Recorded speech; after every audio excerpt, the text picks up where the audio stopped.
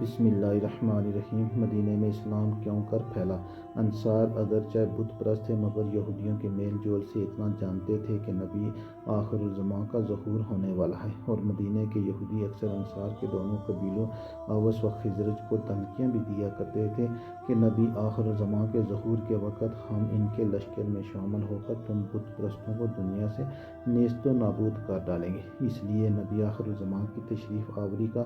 یہود اور انصار دونوں کو انتظار تھا۔ سن 1190 میں حضور رحمت عالم صلی اللہ علیہ وسلم معمول کے مطابق حج میں آنے والے قبائل کو دعوت اسلام دینے کے لیے مینا کے میدان میں تشریف لے گئے اور قرآن مجید کی آیتیں سنا کر لوگوں کے سامنے اسلام پیش فرمانے لگے۔ حضور رحمت عالم صلی اللہ علیہ وسلم مینا میں عقبہ کے پاس، جہاں آج مسجد العقبہ ہے، تشریف فرما تھے کہ قبیلہ خزرج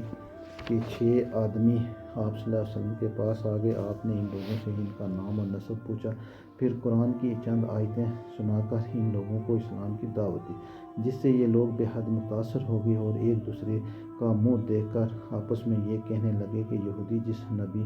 آخر الزماں کی خوشخبری دیتے رہے ہیں، یقیناً وہ نبی یہی ہیں، لہٰذا کہیں ایسا نہ ہو کہ یہودی ہم سے پہلے اسلام کی دعوت قبول کر لیں۔ یہ کہہ کر سب ایک ساتھ مسلمان ہو گئے اور مدینہ جا کر اپنے اہل خاندان اور رشتہ داروں کو بھی اسلام کی دعوت دی۔ ان 6 خوش نصیبوں کے نام یہ ہیں: حضرت ابو الحسین بن تیہان، حضرت ابو امامہ اسد بن زرارہ، حضرت عوف بن حارث، حضرت رافع بن مالک، حضرت قتبہ بن عامر بن حدید، حضرت جابر بن عبداللہ بن ریاب رضی اللہ تعالیٰ عنہم اجمعین۔